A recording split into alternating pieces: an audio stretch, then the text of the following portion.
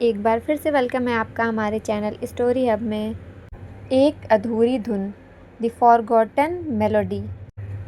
ये कहानी है शिमला की उन खूबसूरत और बर्फीली वादियों की जहाँ वक्त जैसे धीरे धीरे चलता है। दिसंबर का महीना था।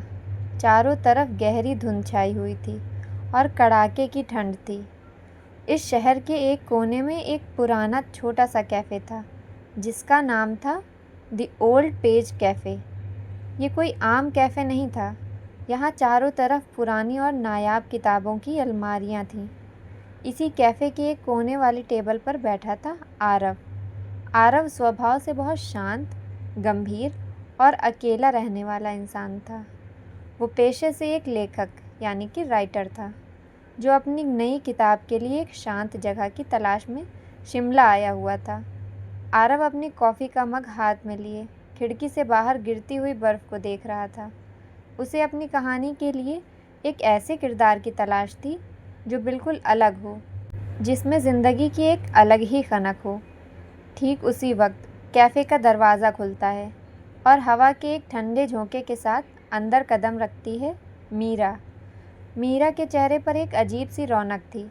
उसकी आंखें बहुत बोलती हुई थीं और उसके चेहरे पर एक प्यारी सी मुस्कान थी। मीरा शिमला के ही एक छोटे से स्कूल में बच्चों को म्यूज़िक सिखाती थी। उसे पुरानी धुनें, पुरानी डायरियाँ और पुराना संगीत इकट्ठे करने का शौक़ था। वो अपने बालों से बर्फ़ को झाड़ती हुई सीधे कैफ़े के उस हिस्से की तरफ बढ़ती है जहाँ संगीत की पुरानी किताबें और डायरियाँ रखी हुई थीं। अब कहानी में ट्विस्ट आता है। अलमारी के सबसे ऊपर वाले रैक पर एक बहुत ही पुरानी, धूल जमी हुई संगीत की डायरी रखी थी। आरव की नज़र भी उसी डायरी पर पड़ती है और मीरा की भी। दोनों एक ही वक्त पर उस डायरी को उठाने के लिए अपना हाथ आगे बढ़ाते हैं और जैसे ही दोनों के हाथ उस डायरी पर एक साथ पड़ते हैं, दोनों की आंखें मिलती हैं। आरव थोड़ा हैरान होकर कहता है, एक्सक्यूज़ मी, ये डायरी मुझे मेरी किताब के रिसर्च के लिए चाहिए।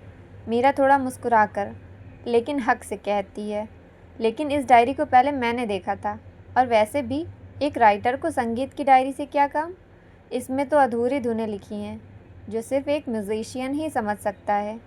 दोनों के बीच थोड़ी देर तक बहस होती है। कोई भी उस डायरी को छोड़ने के लिए तैयार नहीं था। तभी कैफ़े का बूढ़ा मालिक थॉमस अंकल वहाँ आते हैं। वो हंसते हुए कहते हैं, तुम दोनों लड़ने की बजाय एक ही टेबल पर बैठकर इस डायरी को क्यों नहीं देख लेते? वैसे भी कैफ़े में आज बहुत भीड़ है और कोई टेबल खाली नहीं है। आरव और मीरा एक दूसरे को देखते हैं। आरव थोड़ा झिझकता है लेकिन फिर मान जाता है। दोनों खिड़की के पास वाली टेबल पर बैठ जाते हैं। आरव अपने बारे में बताता है कि कैसे वो शब्दों की दुनिया में जीता है और मीरा बताती है कि कैसे सुर और ताल उसकी सांसों में बसे हैं। बातों बातों में उन्हें पता ही नहीं चलता कि कब 2 घंटे बीत गए। आरव जो हफ्तों से अकेला था, आज मीरा से बात करते हुए उसके चेहरे पर एक अलग ही सुकून था। मीरा को भी आरव की बातें बहुत गहरी और दिल को छूने वाली लगी। बाहर बर्फबारी बढ़ रही थी, लेकिन उस कैफ़े के अंदर 2 अजनबियों के दिलों में एक नई दोस्ती की शुरुआत हो रही थी। जब जाने का वक्त आया तो आरव ने कहा, क्या हम कल इसी वक्त यहाँ मिल सकते हैं? मीरा ने मुस्कुराकर हाँ कहा और यहीं से उनकी कहानी का पहला पन्ना शुरू हुआ। अब वक्त तेज़ी से गुजरने लगा था।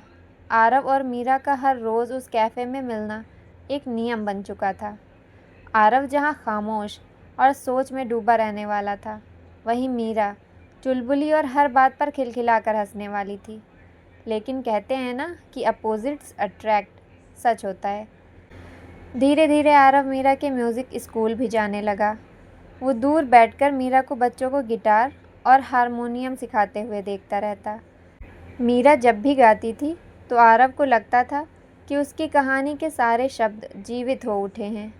वो अपनी डायरी में मीरा की हंसी, उसकी आंखों के इशारे और उसकी सादगी को अपने शब्दों में पिरोने लगा था। मीरा अब सिर्फ उसकी दोस्त नहीं, बल्कि उसकी हर कहानी की प्रेरणा यानी इंस्पिरेशन बन चुकी थी। एक दिन दोनों शिमला के मॉल रोड पर घूम रहे थे। अचानक ज़ोरदार बारिश शुरू हो गई। आरव ने तुरंत अपनी छतरी खोली। छतरी छोटी थी। आरव ने मीरा की तरफ देखा। मीरा के बालों से पानी की बूंदें टपक रही थी।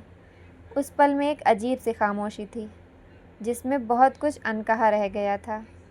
उसी शाम एक छोटी सी चाय की दुकान पर बैठे हुए आरव ने अपने अतीत के पन्ने मीरा के सामने खोले। उसने कांपती हुई आवाज़ में बताया, मीरा, जब मैं छोटा था तभी एक एक्सीडेंट में मैंने अपने माता पिता को खो दिया था। तब से मैं बिल्कुल अकेला हूँ। मुझे डर लगता है कि कहीं मैं फिर से किसी के करीब आऊँ और वो मुझे छोड़कर चला जाए।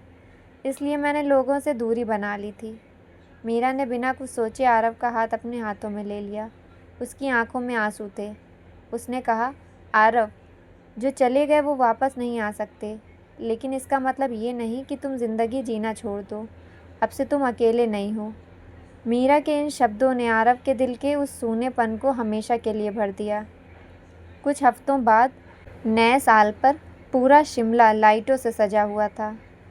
आरव मीरा को एक खूबसूरत पहाड़ी की चोटी पर ले गया, जहाँ से पूरा शहर रोशनी से चमक रहा था।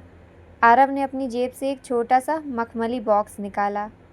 उसमें एक चांदी का बेहद खूबसूरत लॉकेट था, जिस पर एक म्यूज़िक नोट और एक पेन की निब बनी हुई थी, जो उन दोनों के रिश्ते को दर्शाता था। आरव ने मीरा के गले में वो लॉकेट पहनाया और उसकी आंखों में देखते हुए कहा, मीरा, मैं बहुत बड़ा शायर या जादूगर नहीं, लेकिन मैं इतना जानता हूँ कि तुम्हारे बिना हर कहानी अधूरी है। क्या तुम मेरी ज़िंदगी की परमानेंट कहानी बनोगी? मीरा की आंखों से खुशी के आंसू छलक पड़े। उसने बिना कुछ कहे आरव को गले लगा लिया। आपको क्या लग रहा है ये कहानी यहीं पर ख़त्म हो गई? ना ना ना ना, पिक्चर अभी बाकी है मेरे दोस्त। नेक्स्ट पार्ट के लिए चैनल को सब्सक्राइब करके नोटिफिकेशन ऑन करनी पड़ेगी आप लोगों को। शुक्रिया, मेहरबानी इतना वक्त देने के लिए, और जाते जाते प्लीज़ लाइक और कमेंट ज़रूर कर दीजिएगा।